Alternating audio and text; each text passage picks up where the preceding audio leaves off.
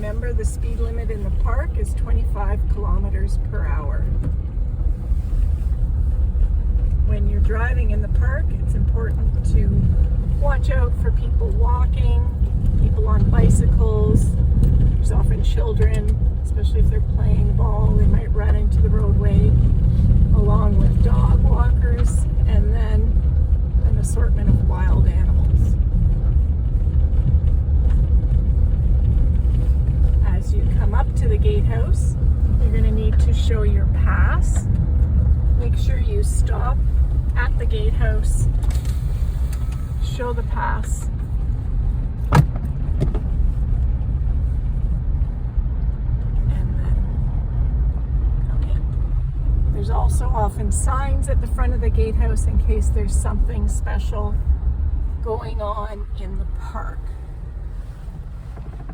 So be sure to show the pass to the attendant and continue on in.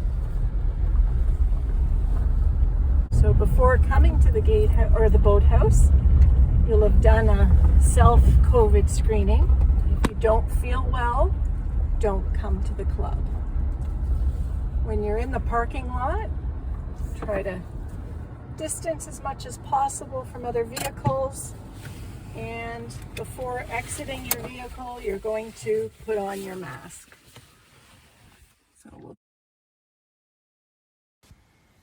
After you've checked in with the captain, you can start getting ready to row.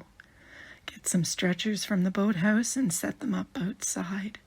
Bring your boat down to the stretchers and make any adjustments.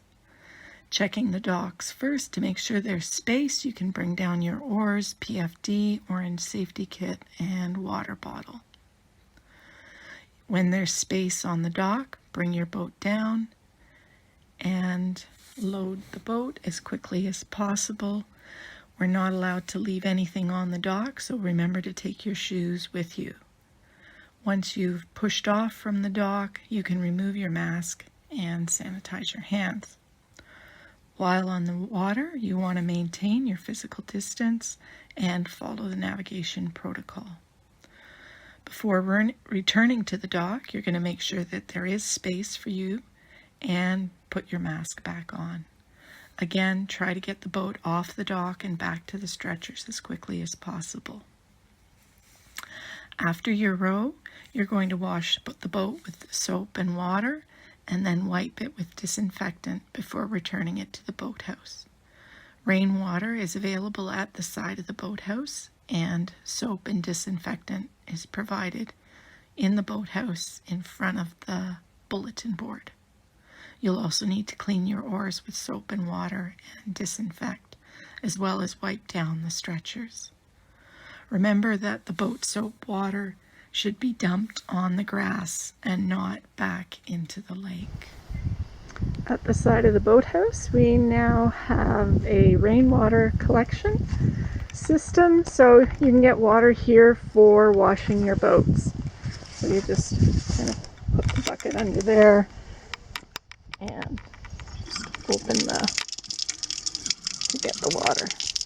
Just make sure to close it when you're all done, and don't drink the water. Okay, just reviewing our navigational protocols.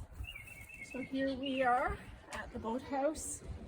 Whenever you're launching from the docks, you're going to launch and head down towards the dam.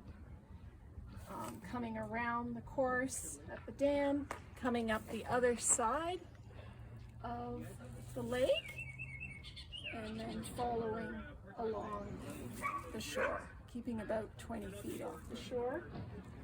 Also, you'll notice right here, these lines marked here is our 2K course. So whenever we're running regattas or training sessions and the course is in place, if you're not part of the training, then be very careful and keep away off the course. It can get a little tight at this one spot, especially as the water levels go down. So you may need to stop and let boats go by if they're racing on the course, and then continue on your way. Also making sure at the top of the course that you're not cutting across too soon. and again going around that buoy. As you come around opposite Hillside Island, you can carry along, but just remember to start to veer more in towards the center. If you keep following the shoreline, you're going to end up in this thatched area on our map, and that's a dangerous area, especially as the water levels drop. There's a lot of stumps and rocks. So you really want to veer more in towards the middle as you're starting to head towards the sailing club. And as you can come along all the way to Highway 24 and Jones Baseline, turning around, and then you're going to follow the opposite shore back and following the same protocols. You can go up the arm. That's just past the sailing club.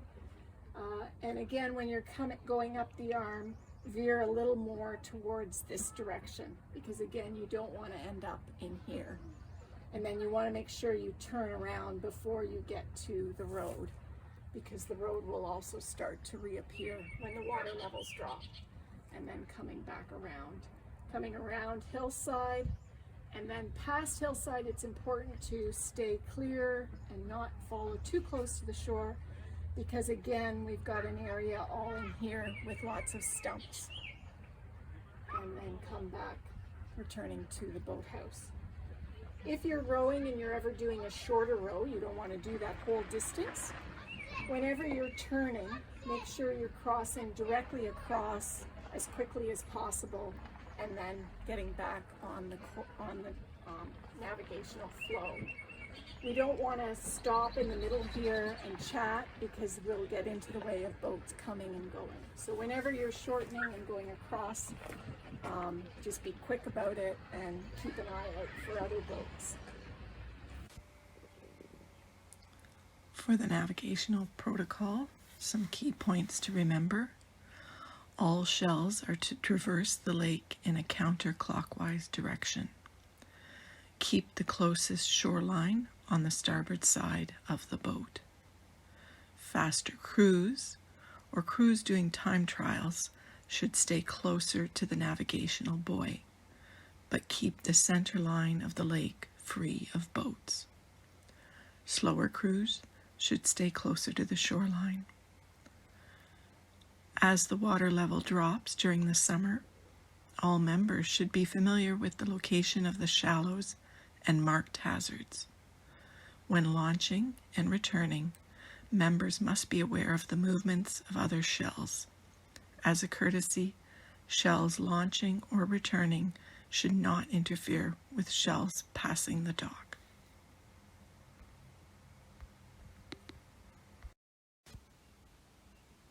The weather conditions that prevent us from rowing are high winds, thunder and lightning, fog, and whitecaps.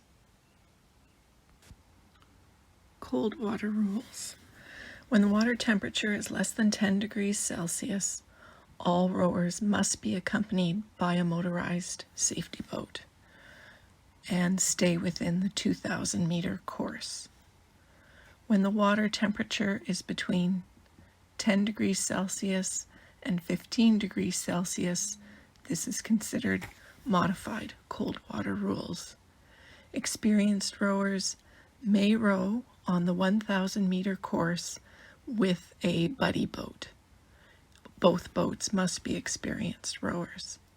For novice rowers and athletes with less than 3 years of rowing experience, they must be accompanied by a motorized safety boat. When water temperatures are greater than 15 degrees Celsius, rowing is allowed without a safety boat.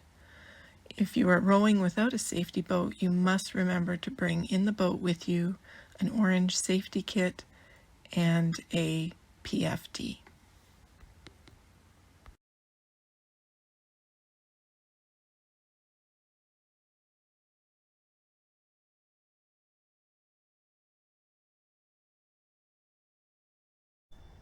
When you're helping to set up a coach boat, the list of items that you need is on the door in case you forget. The wooden paddles are here, tucked in the corner. bags of life jackets are here. So each blue bag holds 5 life jackets. So ensure there's enough life jackets for the number of people in a crew boat. Down here lower are the safety kit bags. So you'll put one of these in the coach boat. You'll also grab a megaphone, and moving down this way, one of the life preserver rings. For getting the gasoline, the key to the gasoline cabinets is over here.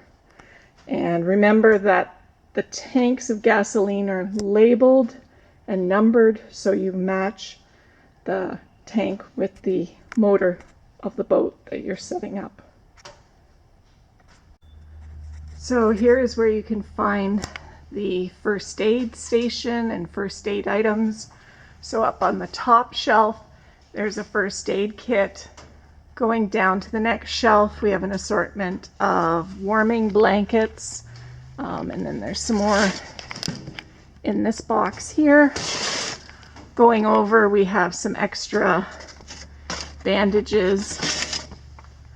Going to the shelf below, there's a bottle of bleach in case you need to bleach oars or boats. And there's also a bottle of hand sanitizer, a couple of fire extinguishers,